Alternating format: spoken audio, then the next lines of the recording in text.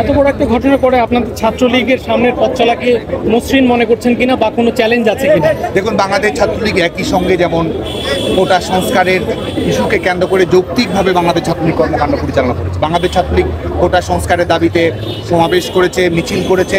শুধু তাই নয়, আমরা পলিসি অ্যাডভোকেসি এবং ডোর টু ডোর ক্যাম্পেইন চালু করেছি, যেখানে আমরা সাধারণ শিক্ষার্থীদের মতামত নিয়েছি যে কোটা সংস্কারের রূপরেখা কীভাবে বুঝতে পারে।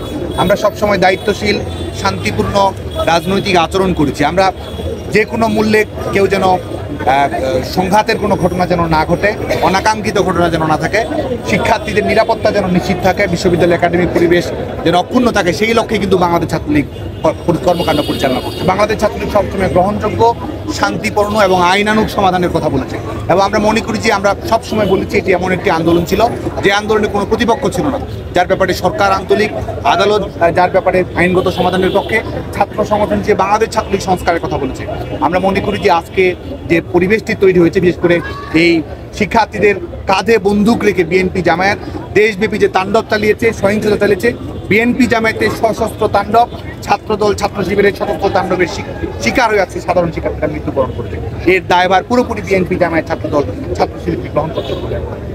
ভাই, দ্রুতই ক্যাম্পাসগুলো খুলে দেওয়া উচিত কিনা মনে করেন কিনা, বা এই আগের যে পরিবেশটা সেটা আসলে ফিরে আসা উচিত বলে মনে করেন?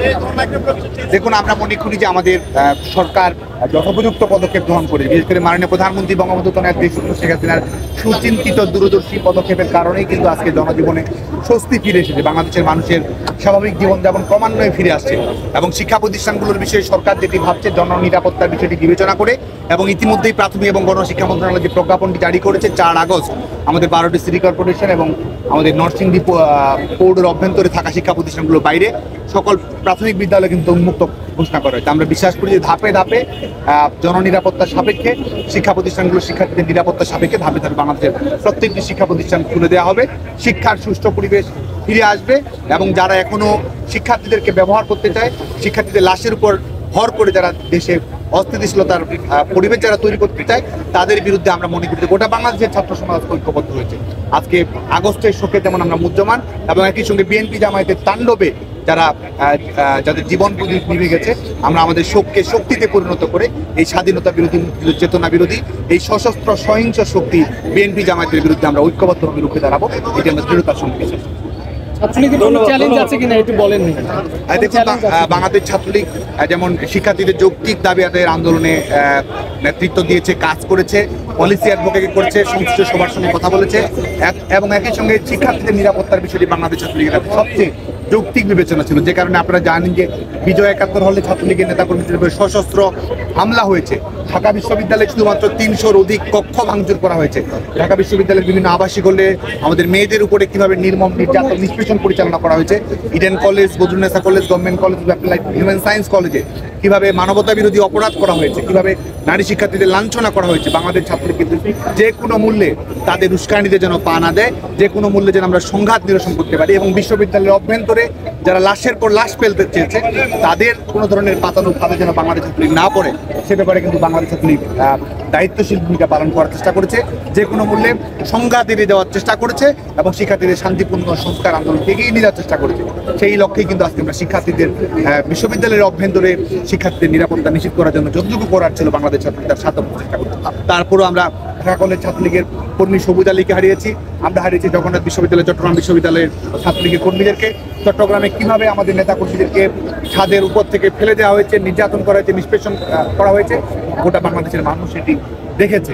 আমরা মনে করি যে এই শোকে মুহ্যমান, এই শোক থেকে শক্তি গ্রহণ করে দায়িত্বশীল আচরণের মধ্য দিয়ে শান্তিপূর্ণ ছাত্র রাজনীতির মাধ্যমে সাধারণ শিক্ষার্থী যারা সবসময় শান্তির কথা বলেছে, যারা সবসময় সহিংসতার বিরুদ্ধে কথা বলেছে, তাদের শক্তিতে উজ্জীবিত হয়েই যারা শিক্ষার্থীদের কাঁধে বন্দুক রেখে দেশে অস্থিতিশীল পরিবেশ তৈরি করতে যেতে, শিক্ষার্থীদের লাশের উপর ভর করে যারা পেছনের দরজা দিয়ে ক্ষমতায় যাওয়ার দুঃস্বপ্ন দেখেছে, তাদের বিরুদ্ধে আমরা শান্তির শক্তিতে ঐক্যবদ্ধ হয়ে বিশ্ববিদ্যালয়গুলোতে শিক্ষার সুষ্ঠু পরিবেশের উপরে কারা হামলা করে থাকতে পারে বলে মনে হয়, তাদের ব্যাপারে কি বলবেন?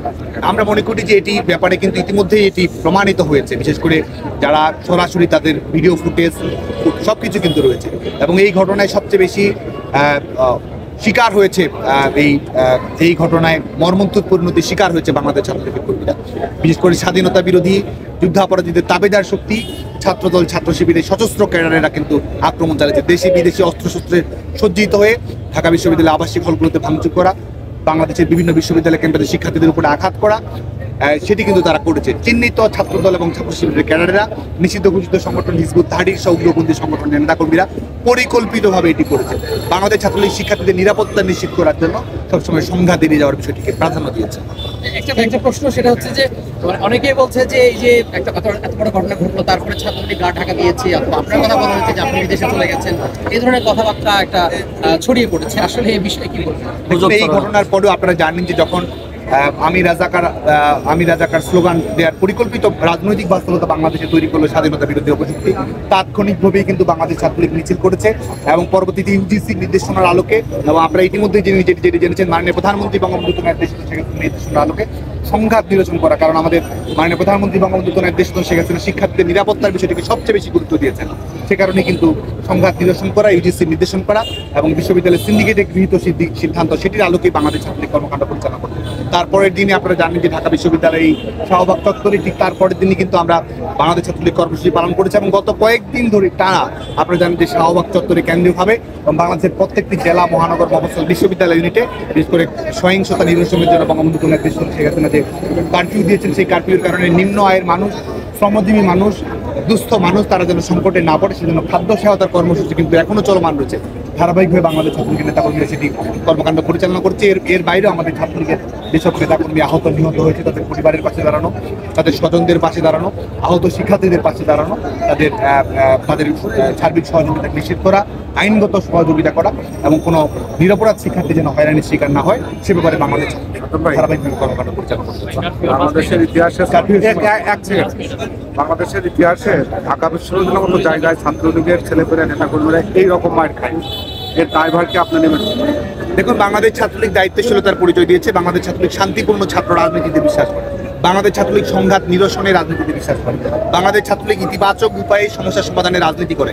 যে কারণে কিন্তু আমরা কোটা সংস্কারের বিষয়ে আমরা যৌক্তিক সমাধানের জন্য সংশ্লিষ্ট সকল পক্ষের কথা বলেছি, আইনগত সমাধানের কথা বলেছি এবং সকল পক্ষকে ধৈর্য এবং ধৈর্যের সঙ্গে এই বিষয়টি যেন এগিয়ে নিয়ে যায় সেই লক্ষ্যে কিন্তু আমরা একই সঙ্গে শিক্ষার্থীদেরকে সচেতন করেছি যাতে করে বিএনপি জামায়াত যারা শিক্ষার্থীদের জনপ্রিয় আন্দোলনকে ব্যবহার করে ভিন্নভাবে নিজস্ব রাজনৈতিক এজেন্ডা বাস্তবায়ন করতে চায় সেই ব্যাপারে যেন সচেতন থাকে। আমরা যে সতর্কতা দিয়েছি বাংলাদেশে কিন্তু পরবর্তী দেখা গেছে ঠিকই বিএনপি জামায়াত শিক্ষার্থীদের উপরে তাণ্ডব চালিয়েছে। তো সার্বিক পরিপ্রেক্ষিতে বাংলাদেশ ছাত্রলীগ শান্তির সাথে, ক্যাম্পাসের নিরাপত্তার সাথে, শিক্ষার্থীদের নিরাপত্তা যেটি যৌক্তিক ছিল, যেটি যথাযথ ছিল, যেটি দায়িত্বশীল ছিল সেটি করেছে বলে আমার মনে হয়। Thank you. ধন্যবাদ।